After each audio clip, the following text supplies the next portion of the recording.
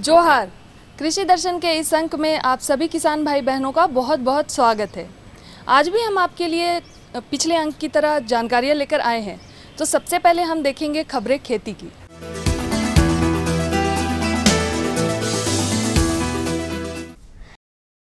नमस्कार, कृषि समाचार में आपका स्वागत है। मैं हूं अनुश्री। आइए देखते हैं आज कृषि समाचार में क्या है खास। राज्य में चलाई जा रही है अनुदान द्वारा दुधारू मवेशी वितरण की योजना। गुलाब के बेहतर उत्पादन के लिए करें शरद उपचार। प्लास्टिक ट्रेटा बर्मी बेड द्वारा आसानी से होता है कंपोस्ट निर्माण।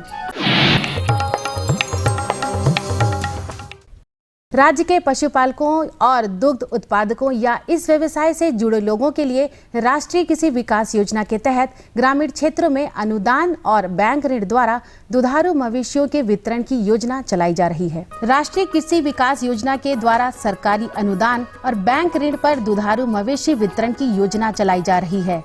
इस योजना का लाभ उठाने के इच्छुक किसान, पशुपालक, युवा, शिक्षित, बेरोजगार अपने जिले के गव्य विकास कार्यालय से संपर्क कर सकते हैं। लाभुक को उनकी योग्यता अनुसार चयनित कर 2 या 5 या उससे अधिक दुधारू मवेशी अनुदानित दर पर योजना द्वारा दिया जाता है। गुलाब फूलों की खेती करने वाले किसान या गुलाब के बाग लगाए हुए लोगों के लिए कृषि विशेषज्ञों की सलाह है कि इस समय गुलाब के पौधों में शरद उपचार करें, जिससे गुलाब का उत्पादन अच्छा होगा। शरद उपचार के अंतर्गत कौन कौन से कृषि कार्य करें, बता रहे हैं कृषि विशेषज्ञ। गुलाब के पौधों में अभी समय आ गया है शरद उपचार करने का। उसके लिए जड़ के पास से मिट्टी हटा दीजिए और 1 हफ्ते तक सूर्य का प्रकाश उसमें लगने दीजिए। उसके बाद उसमें मिट्टी खाद भर के 10-15 सेंटीमीटर उसके सभी डाली को काट देते हैं। रबी के मौसम में हमारे झारखंड राज्य के कई भागों में मक्का की फसल ली जाती है। किसी भी फसल से बेहतर उत्पादन लेने के लिए आवश्यक है उन्नत प्रभेदों की बुआई की जाए। तो राज्य के लिए अनुशंसित मक्का के उन्नत प्रभेद हैं बिरसा मेज 1, बिरसा विकास 2 और कंचन।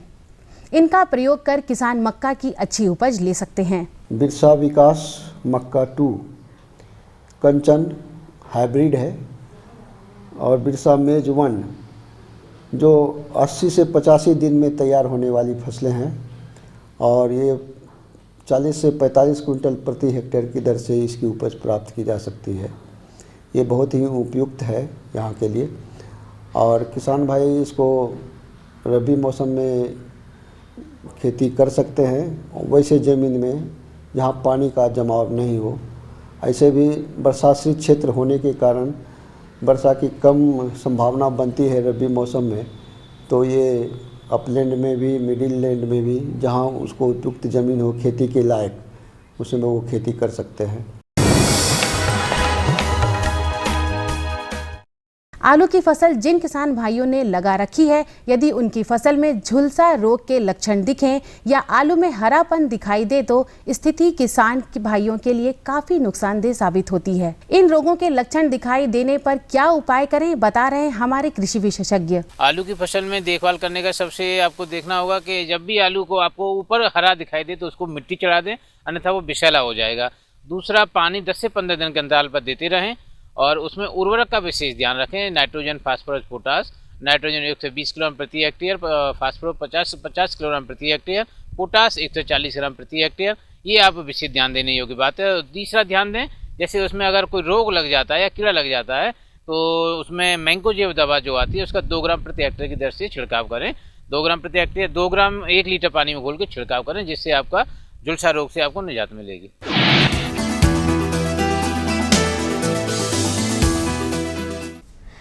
जैविक खेती की बढ़ती लोकप्रियता से वर्मी कंपोस्ट की मांग बढ़ी है। वर्मी कंपोस्ट का ज़्यादा उत्पादन आसानी से करने के लिए किसान प्लास्टिक ट्रेटा बर्मी बेड का इस्तेमाल कर सकते हैं। वर्मी कंपोस्ट निर्माण के लिए आमतौर पर पक्के बेड का निर्माण कराना पड़ता है, साथ ही उसके ऊपर शेड भी बनाना पड़ता है, जिसमें खर्च तो ज़्यादा लगता ही है, साथ ही उस स्थान का उपयोग दूसरे कार्यों के लिए नहीं किया जा सकता। वहीं प्लास्टिक ट्रेटा बर्मी बेड इन झंझटों से मुक्ति देता है। प्लास्टिक से निर्मित हल्के इस उपकरण को दूसरे जगहों पर लाया ले जाया जा सकता है। इसमें कंपोस्ट की गुणवत्ता भी अच्छी रहती है।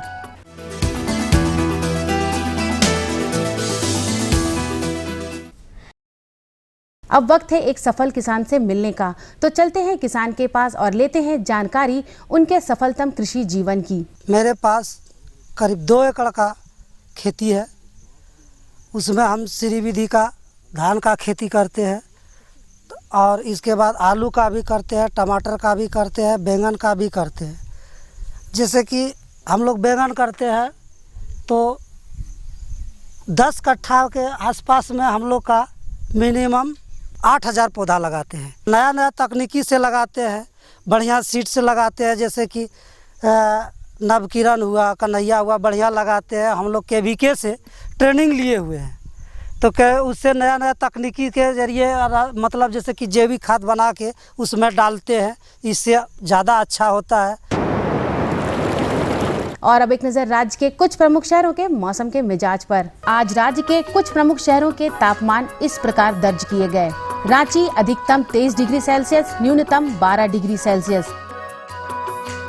देवघर अधिकतम 25 डिग्री सेल्सियस, न्यूनतम 13 डिग्री सेल्सियस। गोड्डा अधिकतम 26 डिग्री सेल्सियस, न्यूनतम 15 डिग्री सेल्सियस।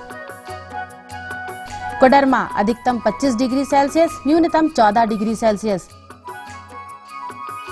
चाईबासा अधिकतम 25 डिग्री सेल्सियस, न्यूनतम 14 डिग्री सेल्सियस। और हजारीबाग अधिकतम 24 डिग्री सेल्सियस, न्यूनतम 12 डिग्री सेल्सियस।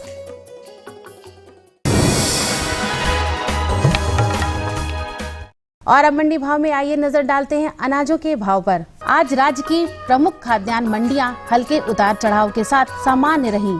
आने वाले दिनों में इनमें फिलहाल बहुत बदलाव की स्थिति नहीं बन रही है। उधर सब्जी मंडियों में चली आ रही तेजी जारी है। हरी सब्जियों के बाजार में अच्छी आवक से मूल्यों में नरमी की संभावना है। आज बिके कुछ प्रमुख अनाजों के भावों पर नजर डालें तो वे इस प्रकार रहीं। चावल मध्यम न्यूनतम 2200, अधिकतम 2600 रुपए। चावल उत्तम न्यूनतम 2500, अधिकतम 4300 रुपए। गेहूं न्यूनतम 1500, अधिकतम 1800 रुपए। दाल अरहर न्यूनतम 12,300, अधिकतम 14,500 रुपए। दाल मसूर न्यूनतम 6400, अधिकतम 7500 रुपए। दाल चना न्यूनतम 5400, अधिकतम 6400 रुपए। चीनी न्यूनतम 2500, अधिकतम 2800 रुपए। आलू न्यूनतम 600, अधिकतम 1300 रुपए।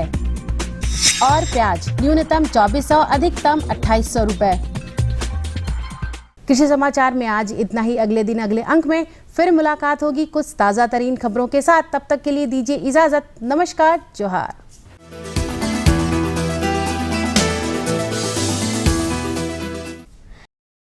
खबरें खेती के अंतर्गत आपने देखा मंडी भाव, जाना मौसम का हाल और कृषि की नई नई तकनीक और उपकरणों की भी जानकारियां ली। तो जानकारियां और भी हैं, आप कहीं जाइएगा मत। सबसे पहले लेंगे हम एक अल्प विराम और तब तक आप देखिए ये संदेश।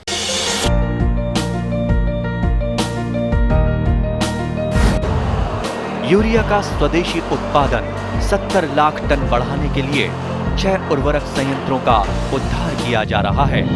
FCIL के गोरखपुर, सिंदरी, तलचर और रामागुंडम संयंत्र, HFCL की बरौनी इकाई और BVFCL की नामरू फोर्थ। सोने पर सुहागा ये है कि देश में अब बनेगा सिर्फ नीम लेपित यूरिया, क्योंकि इससे होगा किसानों का फायदा ही फायदा।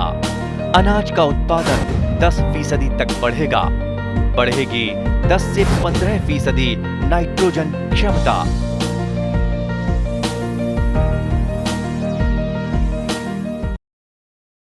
विराम के बाद आप सभी का एक बार फिर से स्वागत है। हम सभी जानते हैं कि सरसों हम अपने दिनचर्या में उपयोग में लाते हैं। उससे तेल भी बनता है और मसाला भी बनता है, जो कि हम लोग अपने घरों में इस्तेमाल करते हैं।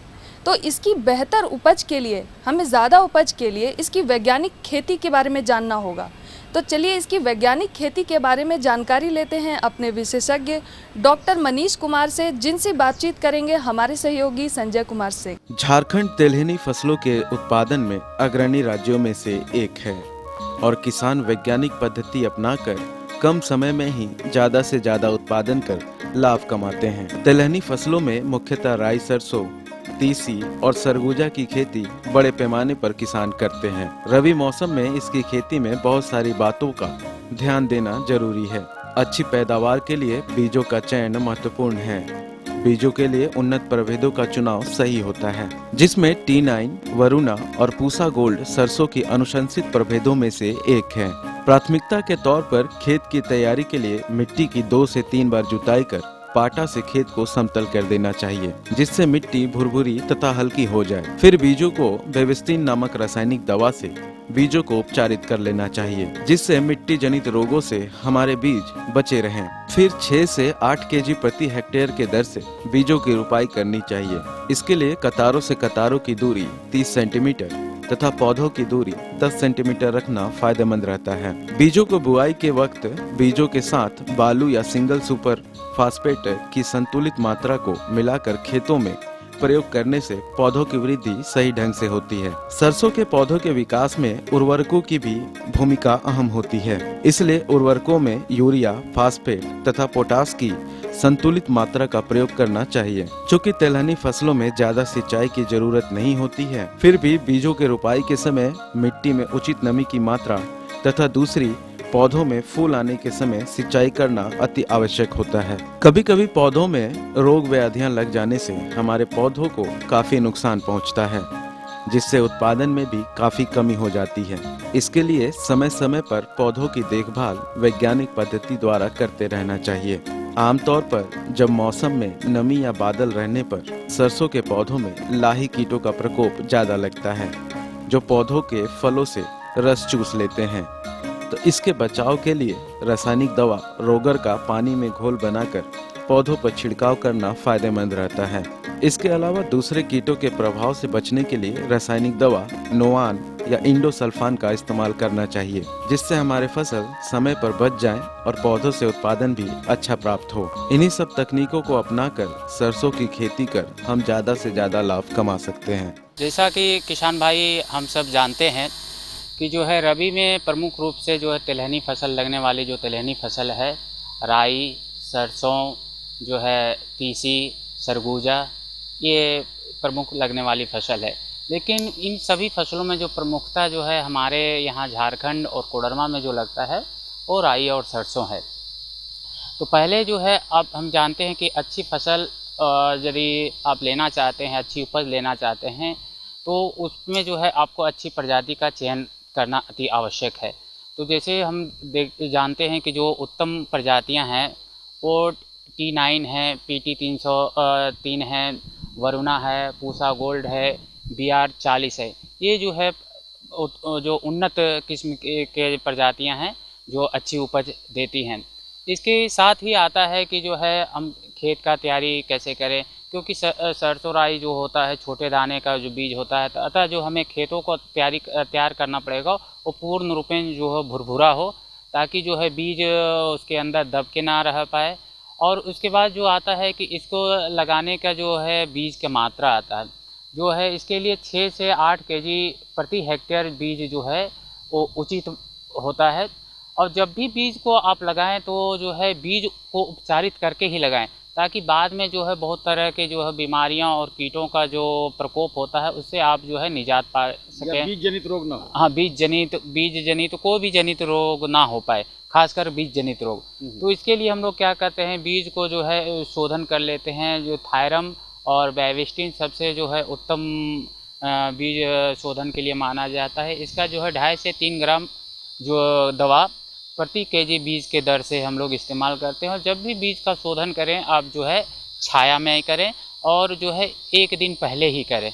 ये नहीं कि जो है आप जिस समय बीज को रख रहे हैं उसी समय इसका यदि शोधन कर लेंगे तो जो है उसका जो इफ़ेक्ट है, उसका प्रभाव जो है वो ख़त्म हो जाता है। किसान भाई, जब हम देखते हैं कि जो है उचित मात्रा में जो है नमी होनी चाहिए ताकि उसका अंकुरन और बढ़वार अच्छा हो सके। यदि आप जैसे मिट्टी को लीजिए, मुट्ठी में बांधिए, यदि वो बंध जाता है मतलब जो है और फिर छोड़ने पे टूट जाता है तो समझिए कि जो है उचित जो है उसमें नमी है। इसका जो हम एक चीज़ क्या करते हैं, किसान भाई जो है ज़्यादा गहराई में जो है लगा देते हैं, तो किसान भाई क्या करें, 2 से 3 सेंटीमीटर गहराई पे ही लगाएं, जो है कुंड के पीछे जो है लाइन में गिराएं। जो है इसके लिए क्या करें, जो है सरसों का जो बीज होता है छोटा छोटा होता है, इसके में क्या करें, वो डीएपी को यदि साथ में या बालू मिला लेते हैं तो जो बीज का मात्रा उचित गिर पाएगा, ज़्यादा घना नहीं हो पाएगा। और हम देखते हैं कि कोई भी फसल का यदि आप उत्पादन अच्छा लेना चाहते हैं तो उसमें समुचित पोषण प्रबंधन होना चाहिए। तो इसके लिए किसान भाई हम देखते हैं कि जो है इसमें आप यूरिया, डीएपी, पोटाश डालते हैं, लेकिन इसमें थोड़ा अंतर होता है। जो तिलहनी फसल में हम लोग क्या करते हैं, सिंगल सुपर फॉस्फेट जो है डीएपी की जगह डालना चाहिए, क्योंकि जो है सल्फर जो है तेल का जो गुणवत्ता को जो है बढ़ा देता है। आप जैसे किसान भाई देखते होंगे कि यदि तेल को आप आँख पे डालते हैं तो थोड़ा सा जो है ये लगता है तीखा, जलन तो वो जो है सल्फर के कारण होता, और उसके वो गुणवत्ता को जितना जो ज़्यादा होगा उसका गुणवत्ता उतना ही अच्छा होगा। इसके लिए जो है हम लोगों को जो है क्या करना चाहिए, किसान भाई जो है 20 केजी यूरिया प्रति हेक्टेयर, जो है 100 केजी सिंगल सुपर फॉस्फेट और जो है 20 केजी पोटाश प्रति हेक्टेयर के दर से जो है लगाते समय ही इसका समुचित जो है प्रयोग कुंड में ही साथ में कर दें, ताकि जो है पौधे को जो है समुचित पोषक मिल पाए। इसके बाद हम देखते हैं कि जो है तिलहनी फसलों में जो है सिंचाई का जो है कम आवश्यकता पड़ता है, तो जो है क्या करें किसान भाई, जो लगाते समय उचित नमी होनी चाहिए पहला, और उसके बाद जब फूल आना शुरू हो जो है उस समय एक सिंचाई अति आवश्यक है, जिसको हम लोग कहते हैं क्रिटिकल स्टेज। उससे होने से क्या होगा कि आपका जो उसमें फूल समुचित आएगा, उस फूल आने के बाद उसमें समुचित जो है उसमें दाने लगेंगे और आपको उपज अच्छा मिल पाएगा। मनीष जी, जैसा कि सरसों जाड़े में ही होता है, तो बहुत ज़्यादा ठंड बढ़ने से अक्सर देखा गया है कि उसमें जब फूल निकलने लगता है तो लाही का प्रकोप हो जाता है।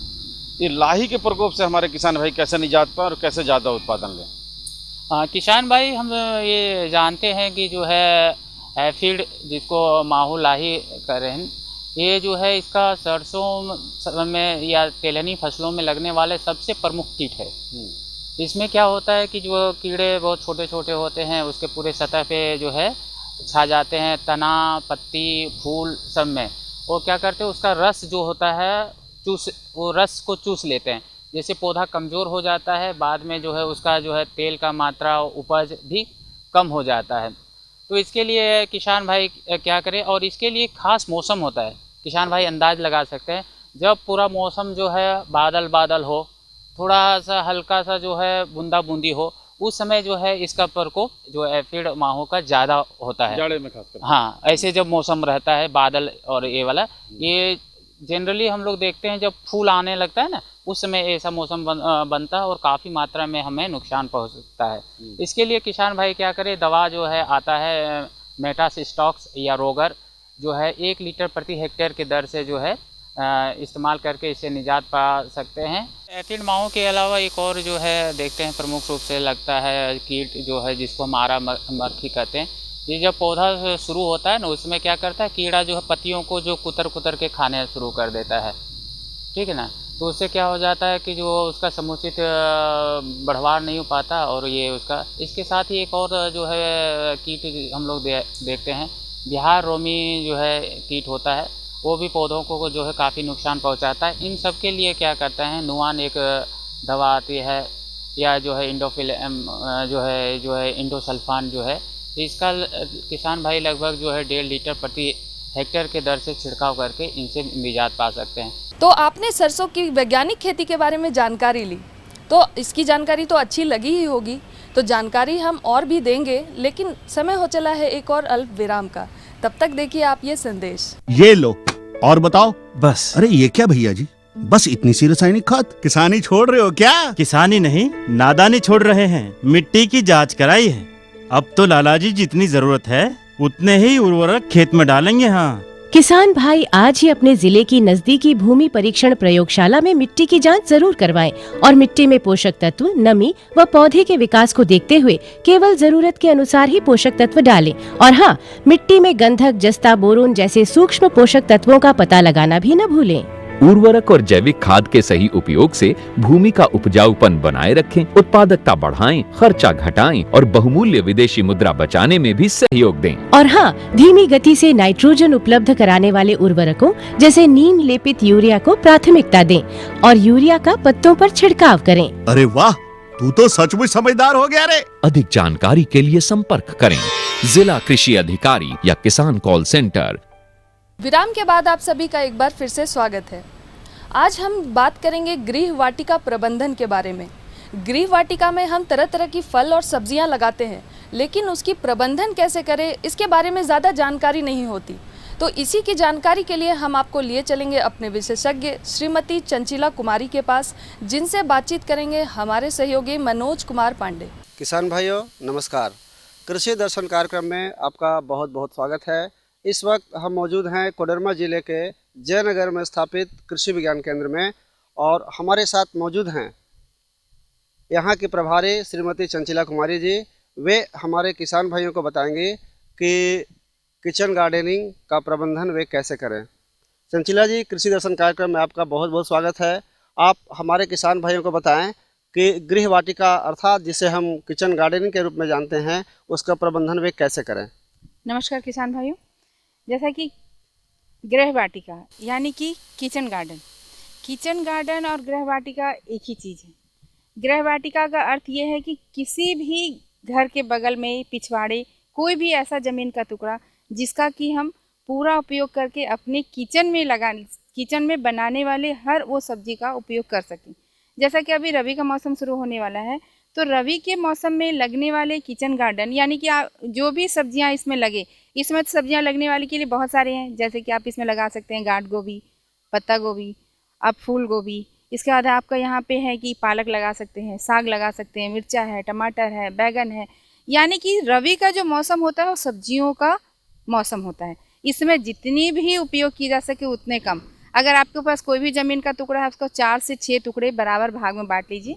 कुछ भाग में जो है आप सब्जी का मान लीजिए कि आप एक टुकड़ा लिए जिसमें कि आप फूल गोभी लगा रहे हैं, उसी का प्रपोर्शन में आप बैगन लगाइए, टमाटर लगाइए। उसके बाद क्या है, उसमें कुछ भाग में मिर्चा लगा दीजिए, कुछ भाग में आप उसके पोषक तत्व के हिसाब से पालक लगा लीजिए, गंधारी साग लगा लीजिए, मिर्चा लगा लीजिए, धनिया पत्ता लगा लीजिए।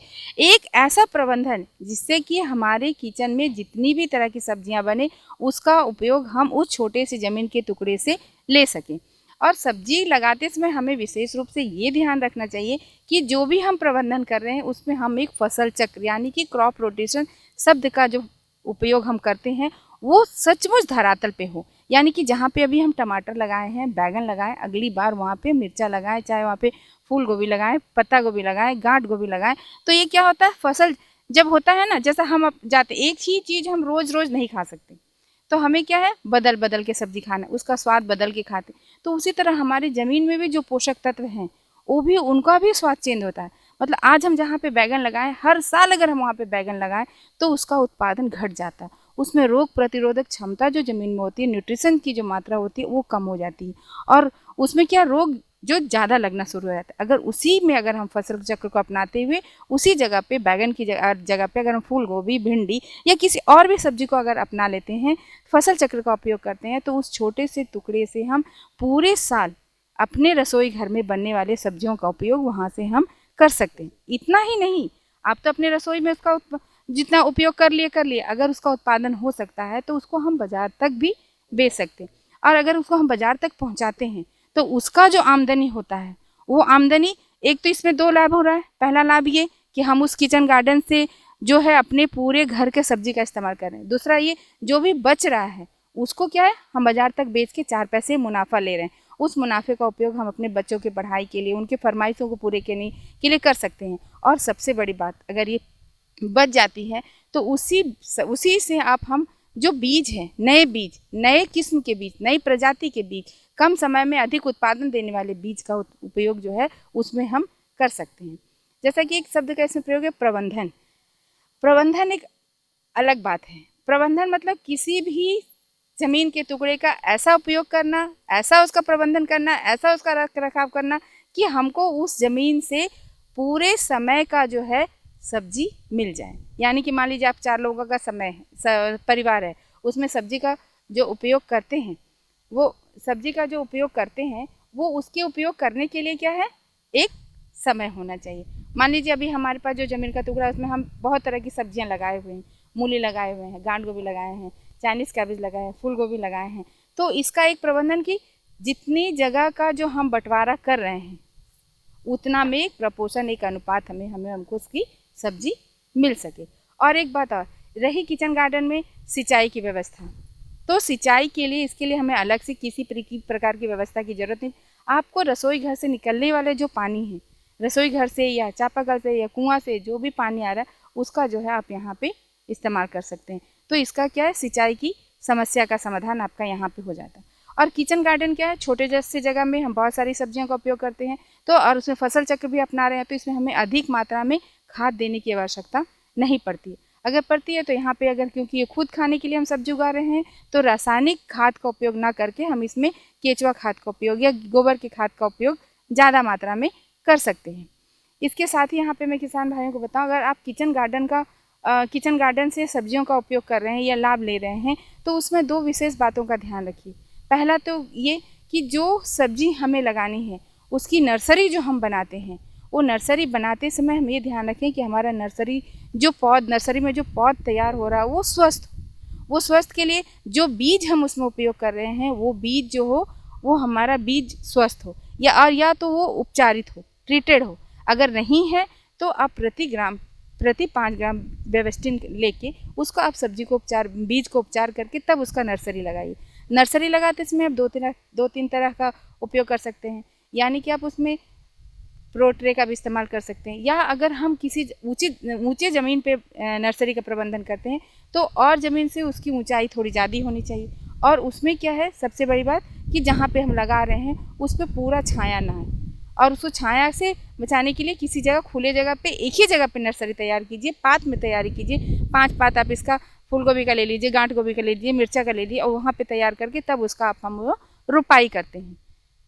रोपाई करते समय किसान भाइयों यहाँ पे 2 बात का ध्यान रखिए। पहला तो ये कि जहाँ पे हम रोपाई कर रहे हैं उसकी निकाई ठीक से कर दी गई, उसको गुड़ाई ठीक से कर दी हो।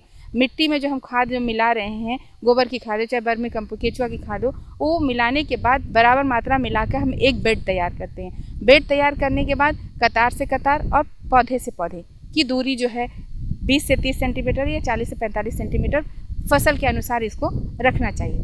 दूसरी बात, अगर हम बैगन लगा रहे हैं तो 40 से 45 सेंटीमीटर पर रखते हैं। उसके बीच में जो गैप फिलिंग है, जो गैप है, उस पर आप साग का प्रयोग कर सकते हैं। आप साग लगा लीजिए, गंधारी साग हो चाहे पालक साग हो, कोई भी साग का प्रयोग उसके बीच में आप कर सकते हैं। और एक बात यहाँ पे ये जो बोलते हैं ना कि हमारा फसल जो मेड़ बच गया, पात जो बना उसके बाद मेड़ बचा, तो वो मेड़ पे क्या है, आप आराम से हल्दी और अदरक का उपयोग कर सकते हैं। ये क्या है, बहुत ज़्यादा जगह नहीं घेरता है और वो ले लेता है, तो ये हो जाता है आपका कि उचित जितना ज़मीन है उसका हम पूरा उपयोग कर पा रहे हैं।